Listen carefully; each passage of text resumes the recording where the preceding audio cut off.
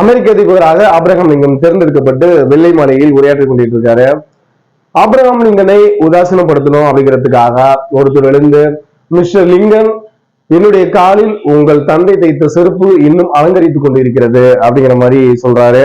தந்தை இறந்து கிட்டத்தட்ட 30 வருடங்கள் கடந்தும் தங்களுடைய காலில் என் தந்தை தைத்த செருப்பு உழைத்துக் கொண்டிருக்கிறது என்றால் என் தந்தையுடைய உழைப்பு அளப்பரியது சொல்லிட்டு, இந்த செருப்பில் ஏதாவது பழுது ஏற்பட்டால் என்னிடம் கொடுங்கள், நான் உங்களுக்கு அதை தைத்து தருகிறேன் சொல்லி முடிச்சுட்டு, எனக்கு செருப்பு தைக்கவும் தெரியும், இந்த நாட்டை ஆளவும் தெரியும் அப்படிங்கிற மாதிரி முகத்தை கிழிக்கிற மாதிரி ஒரு பதில் சொன்னது யார் அப்படின்னா ஆபிரகாம் லிங்கன். ஓகேங்களா?